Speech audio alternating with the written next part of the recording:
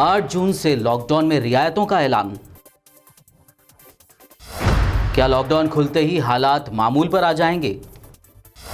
Virus को लेकर आवाम का रद्द-ए-अमल कैसा होगा?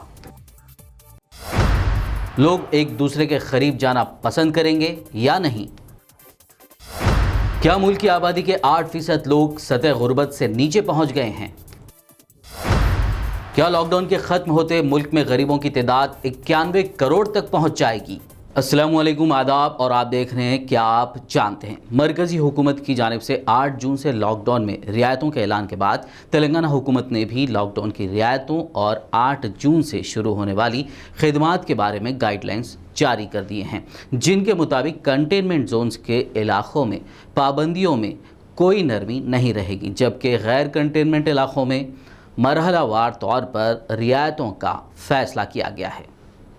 8 जून से तेलंगाना में जारी लॉकडाउन को लेकर चीफ सेक्रेटरी की जानिब से जारी किए गए अहकामात के मुताबिक रियासत में school, colleges, educational training coaching इदारे, metro rail, cinema halls, gym, swimming pools, entertainment parks, sports complex, theatres, bars, auditorium और असेंबली हॉल्स पर बदस्तूर पाबंदी बरकरार रहेगी। समाजी, सियासी, खेलकूद, तफरीह, तालीमी, तहजीबी और मजहबी तकारीब के इनेकाद और बड़े पैमाने पर आवाम के जमा होने पर भी पाबंदी रहेगी। चीफ सेक्रेटरी के अहकामात के मुताबिक 8 जून से जिन सरगर्मियों के लिए रियायत रहेगी, उनमें इबादत गाहें आवाम के लिए खोल दी जाएंगी। होटल्स, रेस्टोरेंट्स और दीगर हॉस्पिटैलिटी सर्विसेज के आगाज की भी इजाज़त रहेगी। दुकानें खोलने की भी इजाज़त दी गई है। रियासत भर में रात 9 ता सुबह 6 बजे आवाम की नक्लो हरकत और तिजारती सरगर्मियों पर पाबंदी रहेगी, जिसे नाइट कर्फ्यू का नाम दिया गया है। हॉस्पिटल्स और फार्मेसी को रात 8:30 बजे के बाद भी खुला रखने की इजाज़त है। आवाम के बैन रियासती सफ़र यानी इंटर स्टेट ट्रैवलिंग और अशिया की मुंतकली पर भी कोई पाबंदी अब नहीं रहेगी। इसके लिए अलहदा इजाज़त नामे की ज़रूरत नहीं होगी। अवामी मुकामात और काम के मुकामात पर मास्क का इस्तेमाल लाजमी होगा। अवामी मुकामात पर समाजी फासले के अलावा काम के मुकामात का बाकायदगी से सैनिटाइजेशन किया जाना चाहिए। बड़े पैमाने पर अवामी इज्तिमा पर पाबंदी रहेगी, ताहम शादियों की तकारीब में ज़्यादा से ज़्यादा 50 अफराद और तदफीन और आखिरी रसूमात की अदायगी में 20 अफराद की शिरकत की इजाज़त रहेगी। 65 साल से ज़ायद उम्र के अफराद, हामिला ख़वातीन और 10 साल से कम उम्र के बच्चों को मकानात में ही रहने का मशवरा दिया गया है। चीफ सेक्रेटरी के अहकामात के मुताबिक कंटेनमेंट जोन्स में 30 जून तक लॉकडाउन पर सख्ती से अमल किया जाएगा। सिर्फ ज़रूरी सरगर्मियों की इजाज़त रहेगी। हुकूमत और इंतज़ामिया ने 8 जून के बाद लॉकडाउन में अच्छी खासी नरमी बरतने का ऐलान कर दिया है, लेकिन क्या आपको लगता है कि तकरीबन 2.5 महीनों तक घरों में रहने के बाद छोटे मोटे कारोबार करने वाले, डेली वेजेस पर काम करने वाले लोगों के हालात इतनी जल्दी सुधर जाएंगे? लॉकडाउन खुलते ही क्या हालात मामूल पर आ जाएंगे? वायरस को लेकर आम लोगों का रद्द-ए-अमल कैसा रहेगा? क्या लोग एक दूसरे के करीब जाना पसंद करेंगे? ये सब तो बात की बातें हैं। फ़िलहाल मौशी मसाइल मुंह खोले हम सब का इंतज़ार कर रही हैं। एक सर्वे के मुताबिक लॉकडाउन के बाद मौशी सरगर्मियां रुक जाने की वजह से मुल्क की आबादी के 8% लोग सतह गुर्बत के नीचे चले गए हैं।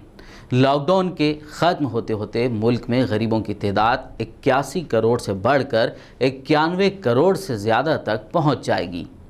हम आपको बता दें कि वर्ल्ड बैंक के मुताबिक भारत में रोज़ाना 244 रुपये से कम कमाने वाला गरीब है, और एक प्राइवेट एजेंसी के ज़रिए किए गए सर्वे के मुताबिक मुल्क में 100 से 150 रुपये कमाने वालों की तादाद बहुत ज़्यादा है, जो रोज़ाना इतनी कम उजरत पर अपने और अपने घर वालों का पेट भरते हुए ज़िंदगी बसर कर रहे हैं, और उन अफराद की तादाद का अंदाज़ा लगाना बहुत मुश्किल है।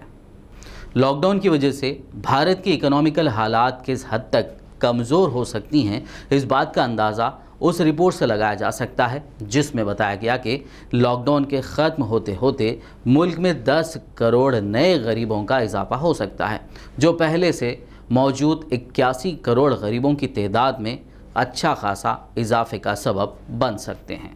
یونائٹڈ نیشنز یونیورسٹی کی رپورٹ میں بھی خدشہ ظاہر کیا گیا ہے کہ بھارت میں آئندہ ایک مہینے میں غریبوں کی تعداد 91 کروڑ سے زیادہ تک ہو سکتی ہے، یعنی یہ اضافہ ملک کی آبادی کا تقریباً 8% ہوگا۔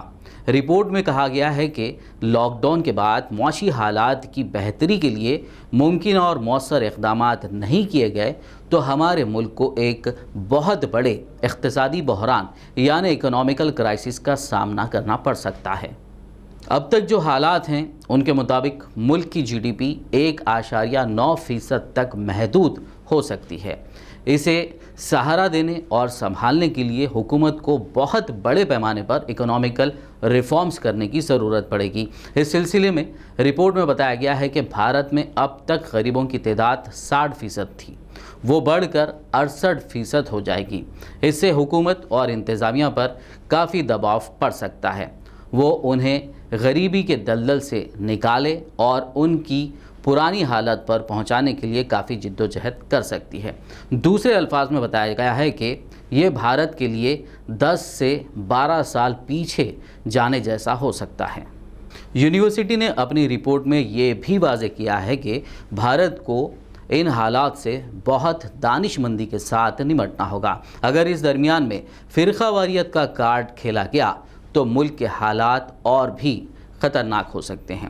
اس رپورٹ میں حکومت کو مشورہ بھی دیا گیا ہے کہ وہ اپنی فلاحی اسکیمات میں غریبوں کو زیادہ سے زیادہ شامل کریں، انہیں کیش کے ساتھ ساتھ مفت میں راشن پہنچانے کے اقدامات بھی کریں تاکہ لوگ اپنے پیروں پر دوبارہ کھڑے ہو سکیں۔